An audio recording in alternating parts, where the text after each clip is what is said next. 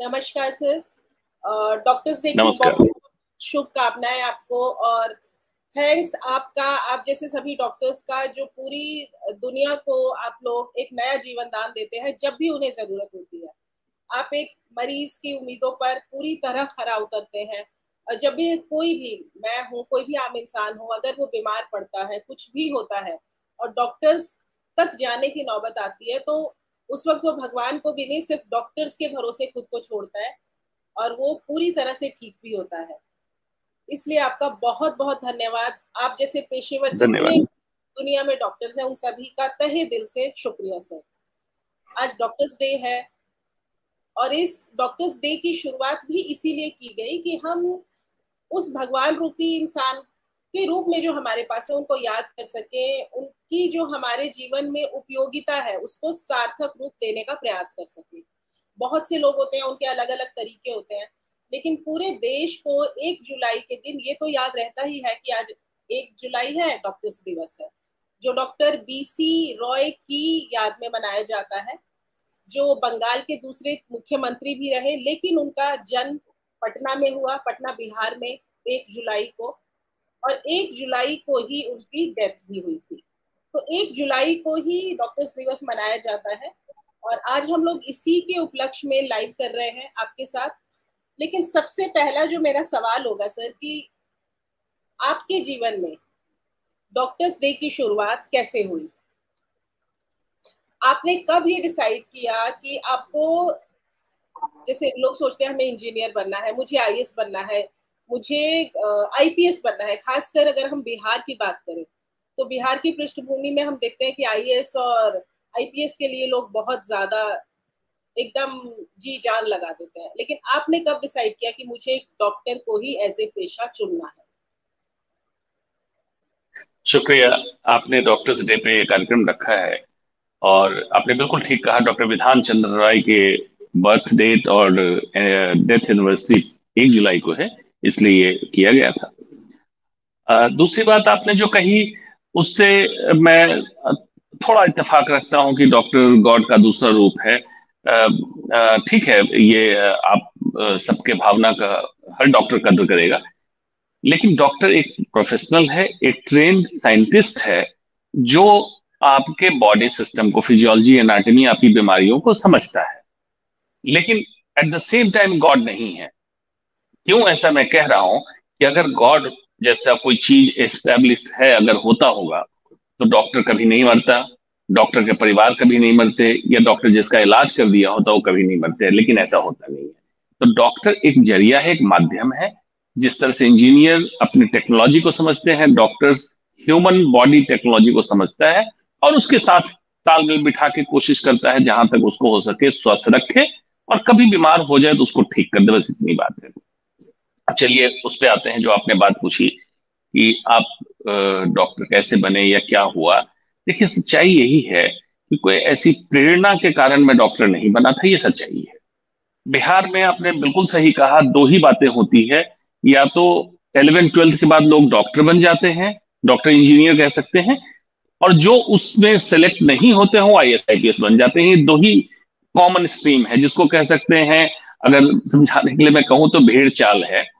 तो 11th 12th के बाद सच है कि मैथमेटिक्स मेरी कमजोर थी, तो मैं इंजीनियरिंग से डरता था। मैथमेटिक्स मेरा मेन लिंकेज हो नहीं सकता था, तो मैंने बायोलॉजी ली। बायोलॉजी के बाद मेन स्ट्रीम यही है कि मेडिकल में जाना है। मेरे दादाजी जरूर कहा करते थे, क्योंकि मेरे पिताजी जनरल सर्जन हैं, अभी भी प्रैक्टिस में है। तो कहते थे, मैं चाहता हूं, मेरे दादाजी कहा करते थे, मैं चाहता हूं तुम अपने बाप से ज्यादा बड़े डॉक्टर बनो। तो एक बच्चे के दिमाग में इससे ज्यादा कुछ नहीं समझ में आता है। मैं पूछता था कि पिताजी कितने बड़े डॉक्टर हैं, तो दादाजी बताते थे कि वो पेट खोल के पेट का ऑपरेशन करता है, वहां से आंत को बाहर निकाल लेता है, फिर सब ठीक करके अंदर डाल देता है। इतना बड़ा डॉक्टर है। क्योंकि मेरे पिताजी मेडिकल, दादाजी मेडिकल बैकग्राउंड से नहीं थे। तो ये हुआ कि चलो डॉक्टर बन के ऐसा कुछ काम किया जाता है जो किसी को पीड़ा में वहां से बचा के निकाल सकते हैं। मैंने एग्जाम दिया, सिलेक्ट हो गया। ऑल इंडिया में उस क्षेत्र से मैं पहला व्यक्ति था ऑल इंडिया प्री मेडिकल में सिलेक्ट होने वाला। फिर मैं आ गया पटना मेडिकल कॉलेज से, मैंने एमबीबीएस की पढ़ाई कर ली। फिर ऑल इंडिया का एग्जाम दिया, पोस्ट ग्रेजुएशन करने के लिए अलीगढ़ मुस्लिम यूनिवर्सिटी आ गया। फिर ऑल इंडिया का एग्जाम देके एमसीएच जो हमारी सुपर स्पेशलिटी होती है कैंसर सर्जरी में करने के लिए, वो मैं चला गया अहमदाबाद। और उसके बाद एमआरसीएस एडिनबरा यूके से किया।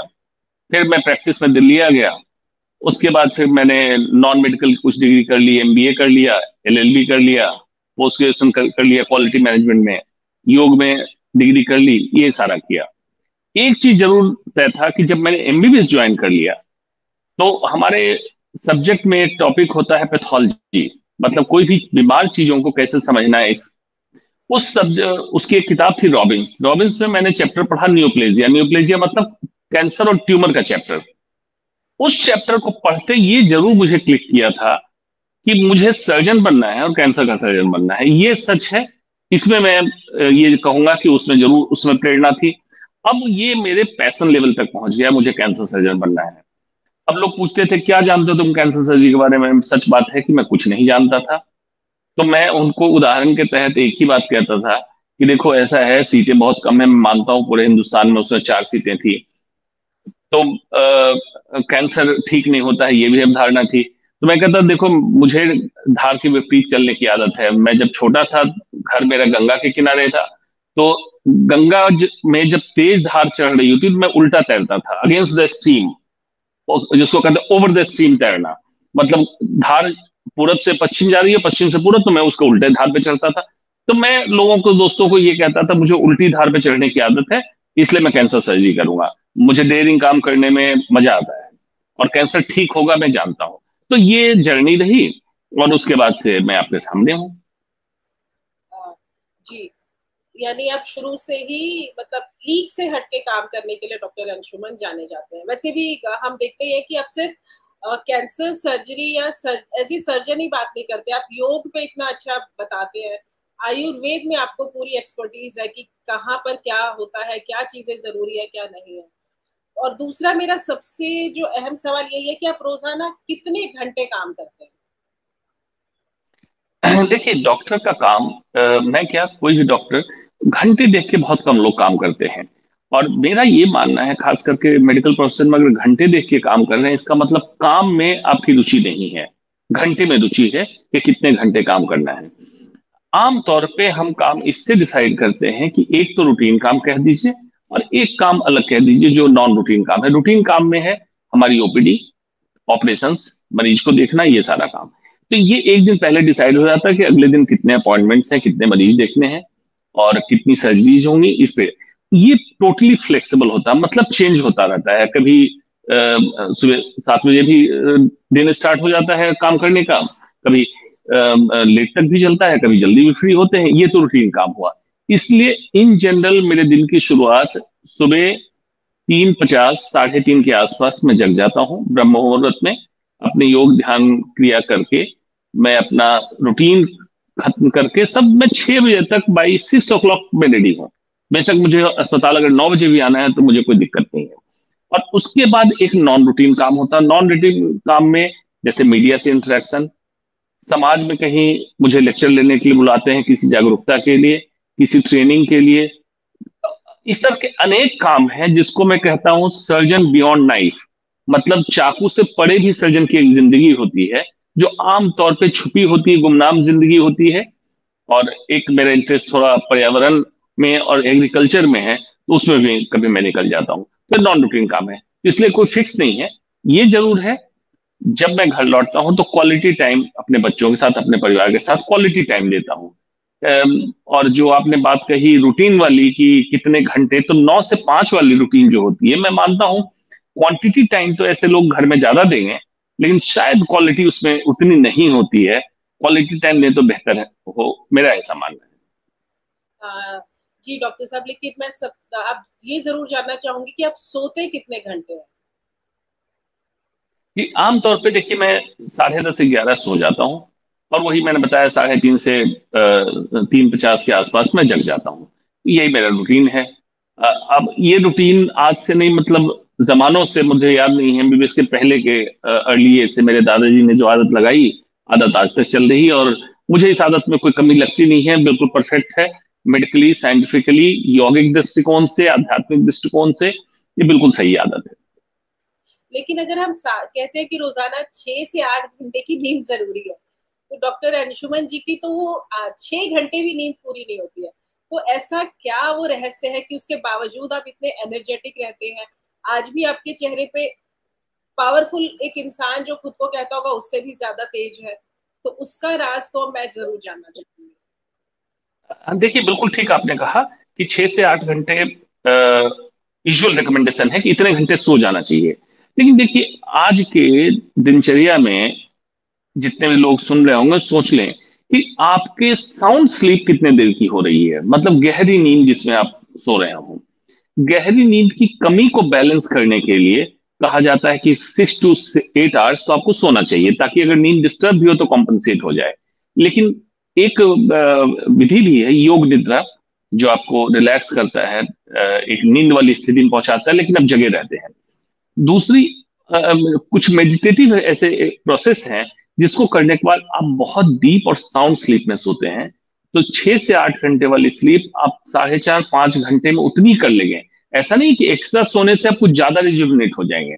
आपको रिजुविनेट होना है, ये उद्देश्य होना चाहिए, और ये उद्देश्य जितनी देर में पूरा हो जाए। अगर मान लीजिए, दूसरी बात मैं कहता हूँ, कभी ऐसा हो कि मैं भी इंसान हूं, बहुत थका हूं, अगर मैं सोया और वाकई मेरी नींद खुलने समय ये मुझे महसूस हो, या नींद ना खुले या महसूस हो आलस है या थकान महसूस हो रही है, तो मैं अपनी नींद को एक्सटेंड करूंगा। अल्टीमेट एम क्या है नींद का, कि आपकी नींद पूरी होनी चाहिए, आप रिचार्ज होके और बिल्कुल फ्रेश जगें। तो यही उद्देश्य रखना चाहिए, ना कि घंटों में नींद को कैलकुलेट करना चाहिए। सर, अगर हम बात करें, ऐसा कौन सा समय होता है जब आपको लगता है आपके प्रोफेशन में कि बहुत सुकून मुझे मिलता है, कि ऐसा जब होता है तो मैं बहुत सुकून महसूस करता हूँ? देखिए, पहले तो क्लासिकल प्रोफेशन की बात कहूंगा कि सबसे तो इम्पोर्टेंट, जब कोई मरीज, देखिए डायग्नोस्टिक टूल है, बहुत सारी जगह ऐसा होता है कि कैंसर डिक्लेयर हो गया, मेरे पास मरीज आया कैंसर की रिपोर्ट के साथ, और डिस्टरबेंस है, ये इमोशनल डिस्टरबेंस होता है। मैंने देखा, मुझे लगा ये कैंसर नहीं है, मैंने दोबारा से फिर जांच कराई, उसमें भी कैंसर नहीं निकला। जब मैं इस मरीज को एश्योर कर रहा होता हूं कि आपको कैंसर नहीं है, आपको कैंसर के इलाज की जरूरत ही नहीं है, कैंसर नहीं है, तो सबसे बड़ा सुकून तब मिलता है मुझे, क्योंकि मरीज जो बन के आए थे वो अब एक नॉर्मल इंसान बन गया। मरीज से उसके घर वालों के चेहरे पे जो खुशी आई, सबसे बड़ा सुकून। दूसरा सुकून मिलता है जब कोई कैंसर ग्रसित हो, और मेरे पास भी आने के बाद पता चला कैंसर है और क्यूरेबल स्टेज में है, उसका इलाज किया, ऑपरेशन किया, ठीक हो गया मरीज। जब वो फॉलोअप में आता है, जब फाइनली मैं 5 साल बाद डिक्लेयर करता हूं कि अब आपको कैंसर फ्री है, कैंसर मुक्त हो चुके, दूसरा सुकून तब मिलता है। मरीज और रिलेटिव के चेहरे पे मुस्कुराहट देख के मुझे सच में बहुत अच्छा लगता है। उनके चेहरे पे जब खुशी होती है कि किस डर से आए थे और ठीक हो गया। जब कुछ दिनों के बाद, फॉलोअप के बाद, मरीज ये कहने लगता है कि यहाँ थोड़ा टाके में ये दिख रहा है, यहाँ उभार है, या डॉक्टर साहब ये ऐसे हो सकता है, तो उस समय मुझे मरीज की कंप्लेन नहीं सुनाई देती है। मालूम है क्यों? मुझे ये लगता है कि कितनी अच्छी बात है कि भूल गया कि इसको बीमारी कौन सी थी, कैंसर की बीमारी। और कभी मैं ऐसे ही मजाकिया अंदाज में पूछ देता हूँ, आपको बीमारी क्या थी? अरे वो तो कैंसर की बीमारी थी, आपने ठीक कर दिया, अब तो उसके बारे में सोचना ही नहीं है। बड़ी खुशी मिलती है। ये कॉन्फिडेंस रिगेन करना और सोशल रिहेबिलिटेशन और प्रोफेशनल रिहेबिलिटेशन किसी को होना बड़ी अच्छी बात लगती है। तो ये तो बात हुई हार्डकोर प्रोफेशन की। मुझे उसमें बड़ा अच्छा लगता है जब मैं सोसाइटल मूवमेंट के लिए कुछ काम करता हूँ, चाहे पर्यावरण में हो, चाहे पोल्यूशन रिलेटेड हो, एग्रीकल्चर रिलेटेड हो, फूड में एडल्ट्रेशन हो रहा हो, और उस पे एक्शन हो जाता है, उस पे कार्रवाई होती है कि ये चीज गलत हो रही थी, इससे हमारे जनमानस को तकलीफ हो रही थी, भविष्य में कैंसर के केसेस बढ़ रहे हैं और भी बढ़ेंगे। उस पे अगर कार्रवाई होती है गवर्नमेंट एजेंसी के द्वारा या पब्लिक मूवमेंट के द्वारा, पब्लिक उसको बाइकआउट कर देती है, डिस्कार्ड कर देती है, मुझे बड़ी खुशी मिलती है उसमें कि कोई बात मेरी सुनी गई, कि मैं साइंटिफिक एविडेंस के तहत समझा रहा था, ये बात आप तक पहुंच गई। और डॉक्टर साहब, अब इसी का एक उलट सवाल होगा कि निराशा कब आपको होती है, चाहे वो मरीज की तरफ से हो, चाहे वो खुद की तरफ से हो, स्टाफ की तरफ से हो, वो कब आपने फेस किया, या कब आपको लगता है कि अब वो क्षण मेरे लिए थोड़ा निराशापूर्ण हो जाता है? बिल्कुल। देखिए बिल्कुल ठीक बात है। देखिए जहां खुशी होगी वहां निराशा भी होगी, और निराशा होती है। मैं ये नहीं कहूंगा मैं रोबोट हूँ, या मैं ये नहीं कहूंगा मैं कोई सुपर पावर पैदा हुआ कि निराशा नहीं होगी। पहली निराशा होती है। हमारे भी कुछ मरीज होते हैं जिनका कैंसर रिलैप्स कर जाता है। हमें मालूम है कि इसमें हमारी कोई गलती नहीं है, लेकिन कैंसर बीमारी ऐसी कभी कभी हमारे कंट्रोल में नहीं होता है, और जिस जगह पे था वहां नहीं कहीं और रिलैप्स करता है, तो मुझे निराशा मिलती है। मुझे निराशा तब मिलती है जब आप पूरी मेहनत करें और अस्पताल का कोई स्टाफ मरीजों के साथ उसका बर्ताव ठीक ना हो, या आपके काम में अड़चन लगा रहा हो। तो मुझे ये समझ में नहीं आता है कि नॉन डॉक्टर्स, मतलब डॉक्टर के अलावे की कम्युनिटी अस्पताल में इतना हावी क्यों हो रहा है, और क्यों इस तरह से मरीज और डॉक्टर के बीच आके इसमें काम में अड़चन लगा रहा। उसका काम था काम को आसान बनाना। मुझे निराशा तब मिलती है जब दवाइयों का, कंज्यूमेबल्स की कीमत बहुत ज्यादा होती है और मरीज खरीद नहीं पाता है। निराशा तब मिलती है। मुझे निराशा तब मिलती है जब कुछ ऐसे पहलू होते हैं जहां मुझे लगता है कि हिंदुस्तान में रिसर्च होना चाहिए, और ये कैंसर जैसे माउथ कैंसर, थ्रोट कैंसर, पित्त की थैली का कैंसर, ये इंडिया में ज्यादा कॉमन है। इंडिया में इस पर रिसर्च होना चाहिए। इंडिया में हमारे पास रिसर्च फैसिलिटी नहीं है, क्योंकि ये किसी एक डॉक्टर के बस की बात नहीं है उस पर रिसर्च करना। लेबोरेटरी चाहिए होता है, पूरा सपोर्ट चाहिए होता है गवर्नमेंट का। तब मुझे निराशा मिलती है कि हमारे पास बकवास की चीजों पे बहस करने के लिए, पैसे खर्च करने के लिए हैं, जो एक्चुअल रिसर्च होना चाहिए हेल्थ केयर पे उसके लिए पैसे नहीं। मुझे निराशा तब मिलती है। मुझे निराशा तब मिलती है जब हिंदुस्तान के एक छोटे से स्टेट के बराबर का साइज का जापान, कोरिया रिसर्च करके हेल्थ केयर को कहां से कहां पहुंचा चुका, और हम इतने बड़े कंट्री होके कुछ नहीं कर पा रहे हैं। मुझे निराशा तब मिलती है पुष्पा। निराशा की बात तो ये हुई डॉक्टर जी, लेकिन डॉक्टर साहब आपको दुख कब होता है कि जब लगता है कि निराशा तो होता है कि हम एक नेगेटिव पॉजिटिव एस्पेक्ट हमारे होते हैं, लेकिन एक दुख होता है कि जहां हमारा ये लगता है कि हम कुछ कर नहीं पा रहे हैं, उस वक्त एक दुख कभी गुस्से में भी तब्दील हुआ हो, कि ऐसा कोई पल आपके साथ हुआ हो, या ऐसे बहुत सारे इंसिडेंट जैसे अभी आपने कहा कि हम बहुत कुछ करना चाहते हैं लेकिन कई बार हमारे आपके हाथ बंधे होते हैं, आप नहीं कुछ कर पाते हैं तो निराशा होती है।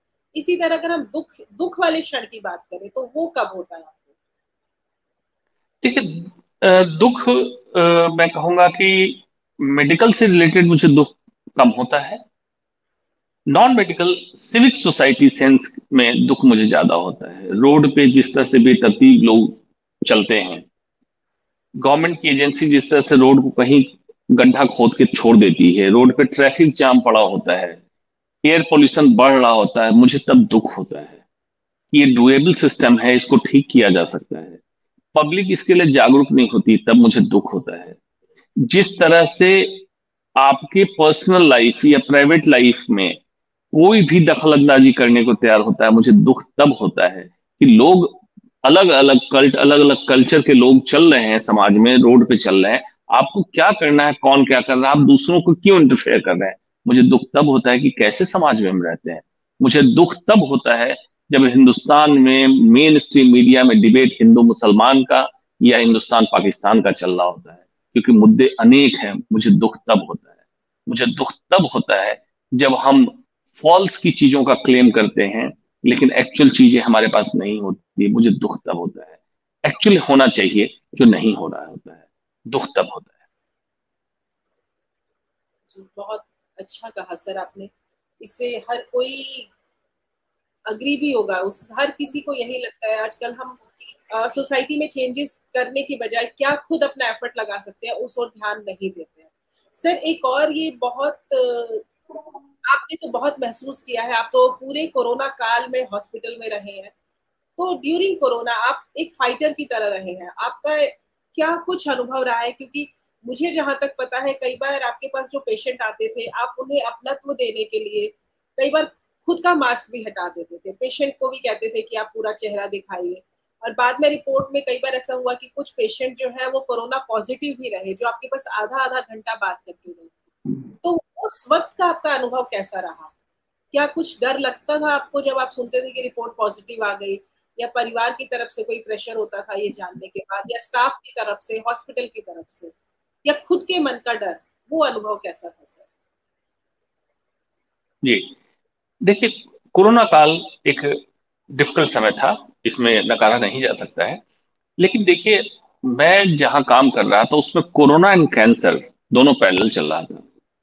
उसमें कैंसर के इलाज को अगर हम रोक देते तो कैंसर का स्टेज एडवांस हो जाता, जो कि हुआ। कई अस्पताल बंद हो गए थे उस समय, डॉक्टर नहीं आ रहे थे, अस्पताल भी बंद कर दिया गया था, कई अस्पताल को कोरोना में कन्वर्ट कर दिया गया था कोरोना वार्ड में। ये हमारे साथ भी हुआ था। इसमें हमने एक PIL भी डाल दिया था कि आप कैंसर हॉस्पिटल को कोरोना में कन्वर्ट नहीं कर सकते, बेड सेग्रीगेट करके अलग कर दीजिए, लेकिन कैंसर के मरीज का इलाज नहीं रुक सकता है। उसमें लोगों को मेरी बातें अटपटी लग रही, लेकिन सच्चाई यही थी। आज अब लोगों को ये बातें नॉर्मल लग रही है। कैंसर के मरीजों में RT-PCR टेस्ट की पहल मैंने की थी। उसमें हमारे ऊपर ऑब्जेक्शन ये उठाया गया कि ट्रेवल हिस्ट्री नहीं है, उसका RT-PCR नहीं होगा। मैंने कहा कैसे पता चलेगा ट्रेवल हिस्ट्री नहीं है तो कोविड पॉजिटिव नहीं है? अगर मान लीजिए कैंसर का ऑपरेशन के लिए मैं ले लूं और इनका केस ARDS में चला जाएगा तो कैसे पता चलेगा हमें? तो अल्टीमेटली फिर गवर्नमेंट ने अलाउ किया कि हाँ ठीक है, RT-PCR कर सकते हैं। अब हालत ये है कि अभी भी RT-PCR हर मरीजों को किया जा रहा है जो कि इंडिकेटेड नहीं है। चलिए, अब तीसरी बात है कि मरीज को देखने के बाद ही आप इलाज करेंगे। अब अलग अलग मरीज होते हैं। माउथ कैंसर का जो मरीज होता है उसका तो मास्क हटाना ही पड़ेगा चेक करने के लिए। मुंह के अंदर के कैंसर को कैसे आप चेक करेंगे? तो वाकई ऐसी कई घटनाएं थी। एक घटना तो प्रोमिनेंट थी, मुझे अभी भी याद है। लेडी ब्यूटिशियन थी और उसको टंग कैंसर था। दिखाने आई, मास्क उन्होंने भी लगाया तो मैंने भी उनका मास्क हटा के फिर मैंने देखा, सारा चेक किया। उसके बाद म्यूटेशन होने के कारण उनको काफी सदमा था कि मुझे टंग कैंसर कैसे हो गया, अब इलाज होगा, मुझे निशान पड़ेगा, दिखेगा, सारा कुछ। तो उनको कोई सर्दी खांसी नहीं थी, जुकाम नहीं था, कुछ नहीं था, कोई कोरोना सिम्टम्स नहीं थे, हिस्ट्री से मुझे पता चल गया था। तो उनको सच आपने कहा, अपनत्व के लिए मैंने एक जब आपका फेस ढका होता है तो फेशियल जो इमोशंस है एक्सचेंज नहीं हो पाते हैं। तो मैंने मास्क हटा के उनसे बात की, 20-25 मिनट, लगभग आधे घंटे बात की, सारे एक्सचेंज हुए। उसके बाद नीचे गए वो टेस्ट देने के लिए। जब टेस्ट देने गए थोड़ी देर में रिपोर्ट आई कि कोविड पॉजिटिव है। अब सिचुएशन ऐसी रही कि अब क्या करना चाहिए मुझे। तो मैंने घर फोन किया वाइफ को, मेरी वाइफ भी डॉक्टर है, बच्चे हैं दो। तो मैंने कहा देखो मैं घर नहीं आऊंगा, ऐसी सिचुएशन हुई कि इसी तरह का माहौल चल रहा था पूरे इसमें। लेकिन मुझे टेक्निकली पता था, वो मैं बताता हूँ। तो उस समय वाइफ ने कहा नहीं ऐसा नहीं है, मैं भी तो हॉस्पिटल जाती हूँ और तुम ही कहते हो कि बच्चों में ज्यादा कोई खतरा नहीं है, तो फिर घर क्यों नहीं आओगे? फिर हम लोग कंटिन्यू किए। मेरा कभी कोविड पॉजिटिव आया नहीं, ये ठीक रहा। अब टेक्निकली देखिए, उस समय पता था, मेरे सोशल मीडिया पे जाके लोग देख सकते हैं, रियल टाइम में मैंने हर पोस्ट डाला है। मैंने कहा है कि ये खतरा उनको हो रहा है जो ओबीज है, हाइपरटेंसिव है। ये तब डाला गवर्नमेंट के डिक्लेरेशन से पहले। डायबिटिक है या कोई और कोमॉर्बिड कंडीशन, उनको प्रॉब्लम हो रही है। आप लोग फिटनेस पे ध्यान दें, आप लोग अपने खाने पीने पे ध्यान दें। हाई वायरल लोड जहां पे हो, मतलब लोग खांस रहे हैं, बहुत क्लोज आप बात करें, मास्क लगाएं। और इससे अत्यधिक प्रिकॉशन नहीं चाहिए। उस समय भी मैंने कहा था। लोग सैनिटाइजर नदियों की तरह बहा रहे थे। मेरे घर में 2 लीटर का सैनिटाइजर पैक आया रखा रहा, क्योंकि मैं हर समय हैंड वॉश, क्योंकि मैं सर्जन हूं, साबुन पानी से कहता था हैंड वॉश कर लो, इससे ज्यादा किसी चीज की जरूरत नहीं। तो इस तरह सारी चीजें थी। जब मेरी माँ को ये बात पता चली, माँ अपने गांव में रहती है, तो उनको पता चला तो उन्होंने मुझे फोन करके कहा बेटा घर पे रहो, हॉस्पिटल मत जाओ। तो मैंने माँ को एक ही लाइन कही थी, माँ अगर मैं घर पे रहूंगा तो बाकी के बेटे कहाँ जाएंगे, उनका इलाज कौन करेगा?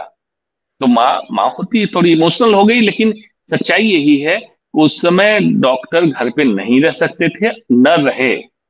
और दुर्भाग्यवश हमारे कई डॉक्टर दोस्तों के साथियों की जाने चली गई, ये सच है। आपका, अगर हम एज ए डॉक्टर बात करें तो आप सोसाइटी से क्या उम्मीद रखते हैं? डॉक्टर भी तो उम्मीद रख सकता है ना, क्योंकि हम लोग तो डॉक्टर से उम्मीद लगाए बैठे रहते हैं। डॉक्टर्स की क्या उम्मीदें होती हैं सोसाइटी से? जी देखिए, बहुत अच्छा सवाल किया आपने, प्रायोगिक सवाल है ये बिल्कुल नहीं कहना चाहिए। जैसे मैंने पहले स्टार्टिंग में कह दिया, डॉक्टर भगवान नहीं है, डॉक्टर भी इंसान है, एक ट्रेन प्रोफेशनल है। ये अलग एस्पेक्ट है। जो सुनेंगे हो सकता है कहें कि डॉक्टर ऐसा कर रहा है, वो अलग एस्पेक्ट है कि सोसाइटी की क्या उम्मीद है डॉक्टरों से। वो उम्मीद बिल्कुल आपकी जायज है, बिल्कुल रखिए। और डॉक्टर को उस पर खड़े उतरना चाहिए। लेकिन डॉक्टर की भी उम्मीद है सोसाइटी से तीन चार चीजें। छोटे स्तर पे डॉक्टर की उम्मीद ये है कि डॉक्टर एक वैज्ञानिक है, एक साइंटिस्ट है, वो साइंस के आधार पे ही आपको चीजें बताएगा। मैथमेटिक्स नहीं है 2+2 4 बताएगा। कुछ चीजें पॉसिबल होगी, कुछ चीजें प्रोबेबल होगी, कुछ चीजें कंफर्म होगी, तो डॉक्टर ऐसे बताएगा। तो डॉक्टर की बातों को ध्यान से सुने, डॉक्टर से सवाल जरूर करें, आप पूछें बार बार, उत्सुकता बस पूछें, सारी चीजें जानने की कोशिश करें, शक न करें डॉक्टर पे। आमतौर पे डॉक्टर आपको गलत नहीं बताता, गुमराह नहीं करता है। ये फील्ड हमारा ऐसा है, ब्लैक एंड व्हाइट फील्ड नहीं है, ग्रे फील्ड है, तो उसमें कुछ चीजें ग्रे रहती हैं।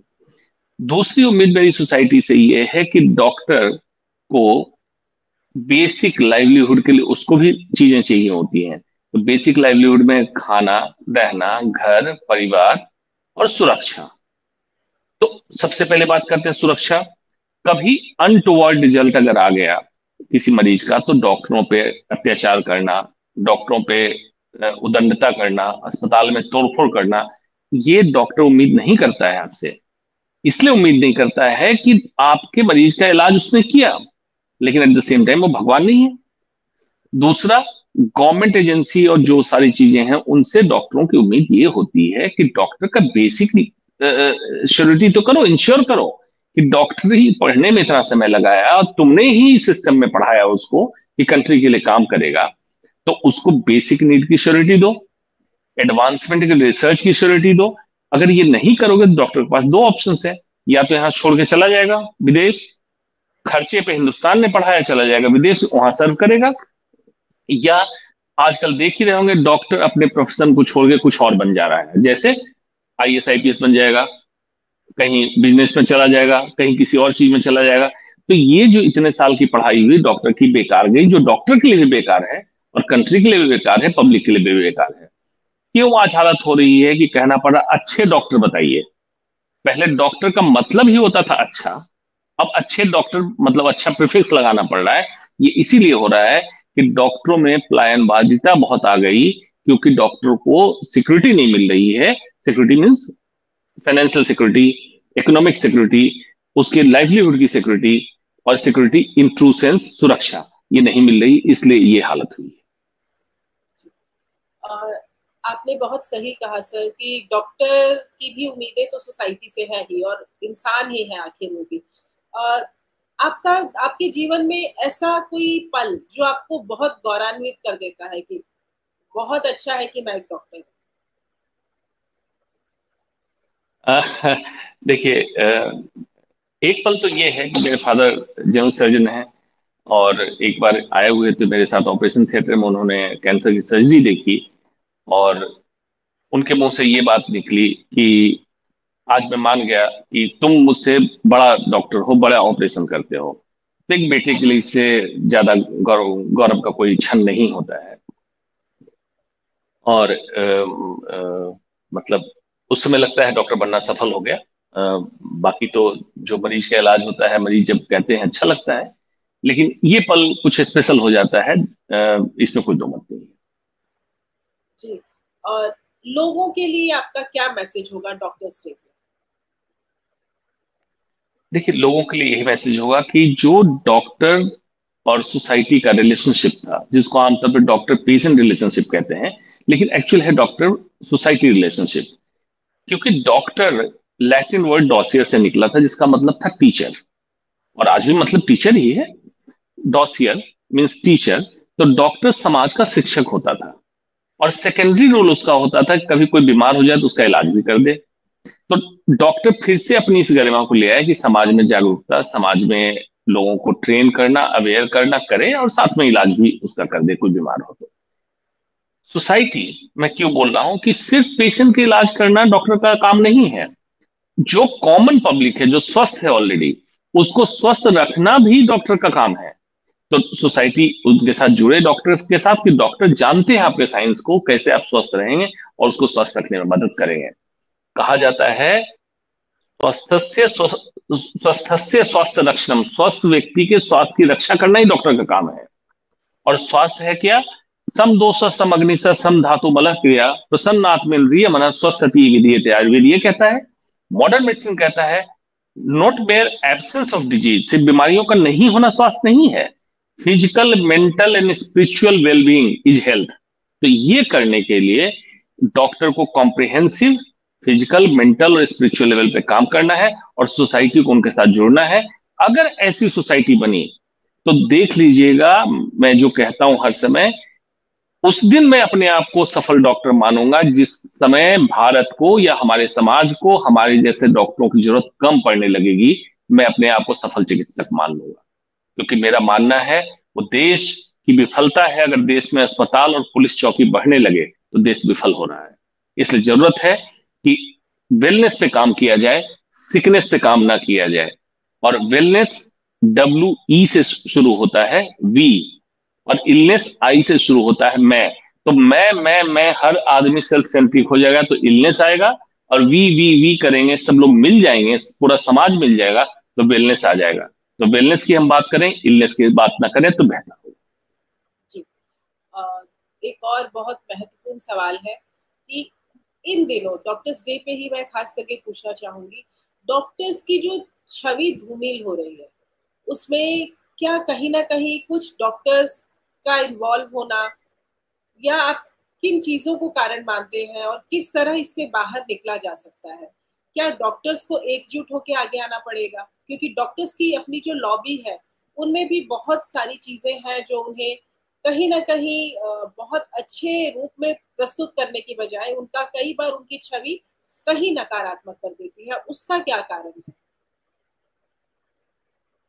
बिल्कुल, देखिए, अपेरेंटली तो बिल्कुल ये सच है जो आपने कहा कि डॉक्टर की छवि धूमिल हुई है तो डॉक्टर जिम्मेवार है, कंधा तो डॉक्टर का ही है। लेकिन इसको समझने की जरूरत क्या है? सबसे पहली बात ये समझ लीजिए, जो आपने बात कही कि डॉक्टर सारे इकट्ठे आ जाएं, ये नहीं होगा, डॉक्टर एकजुट नहीं हो पाएंगे। कोई भी कभी भी इंटेलेक्चुअल क्राउड, नाम के लिए उसकी बॉडी बनी रहेगी, एसोसिएशन बने रहेगा, कभी भी उनकी सोच एक नहीं होती है। जैसे आप देखिए कितने यूनियन है, किसान यूनियन है, लेबर यूनियन है, 50 यूनियन है, सब लोग अपने नेता की बात सुनेंगे और बात मानेंगे, लेकिन ऐसा डॉक्टरी में नहीं होगा, तो एकजुट तो नहीं होंगे। कारण क्या है? उसके बाद आते हैं निवारण क्या होगा। कारण ये है, पहला कारण सरकारी नीति। सरकारी नीति में पहला कारण है आरक्षण का बढ़ता हुआ दर, जो जनरल कैटेगरी के डॉक्टरों को डीमोटिवेट कर रहा है गवर्नमेंट हॉस्पिटल को ज्वाइन नहीं करने के लिए। सीटें कम हो रही है तो PG सीट नहीं मिल रही है, डॉक्टर यहां से पलायन कर रहे हैं। दूसरा, जो डॉक्टर पलायन नहीं कर रहे हैं, जो रुक रहे हैं, उनके पास ऑप्शन क्या है? कॉर्पोरेट हॉस्पिटल ज्वाइन करना, प्राइवेट हॉस्पिटल ज्वाइन करना। उसमें पैसे लगे हैं, व्यवसायी व्यापारी के पैसे लगे होते हैं, बिजनेस के, जिनको बिजनेस चाहिए, सिर्फ बिजनेस चाहिए। प्राइवेट हॉस्पिटल पैसे देने पड़ेंगे तभी चलेगा, क्योंकि सरकारी अस्पताल में पैसा सरकार देती है, जो पब्लिक का पैसा है उसको राजस्व में जमा करके सरकार खर्च करती है, और प्राइवेट हॉस्पिटल में डायरेक्टली मरीज पैसा देता है।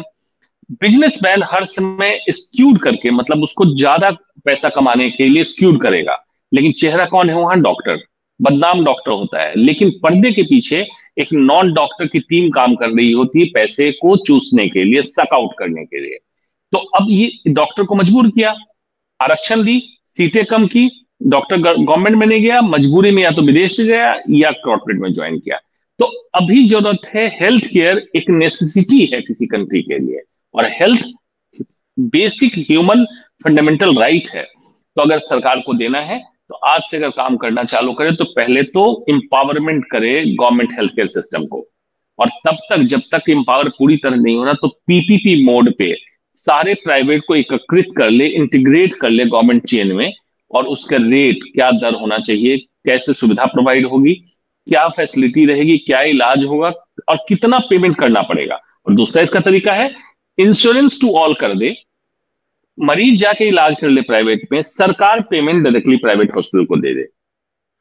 अगर ऐसा होता है तो बेवजह डॉक्टर बदनाम नहीं होगा, और फिर प्राइवेट और गवर्नमेंट में कोई अंतर नहीं रहेगा कि रिजर्वेशन रखना है रखो, नहीं रखना है रखो, डॉक्टर यहां काम करे वहां काम करे। जैसे NHS UK में कल्चर है कि आपको पेमेंट गवर्नमेंट से आना है, और आप एक्स्ट्रा काम करेंगे तो पैसा एक्स्ट्रा मिल जाता है डॉक्टर को। अगर ये सॉल्यूशन लेके चाहें तो डुएबल सॉल्यूशन है, हो सकता है, और प्रेजेंट अभी भी एग्जिस्टिंग जो सिस्टम इसी में हो सकता है, ये बिल्कुल संभव है।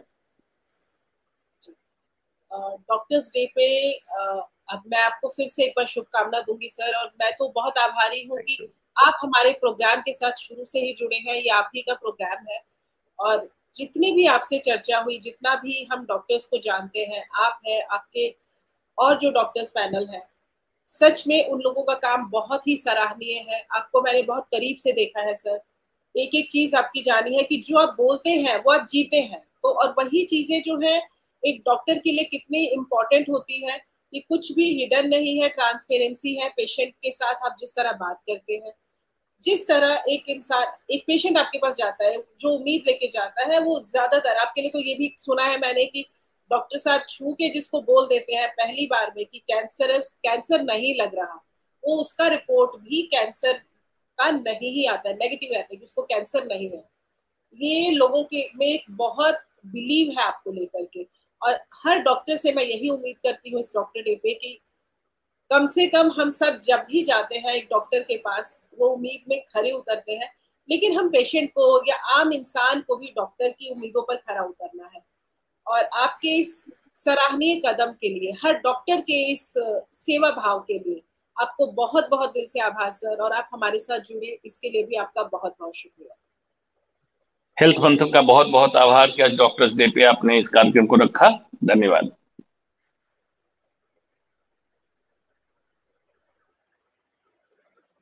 सर को क्यों हटा दिया?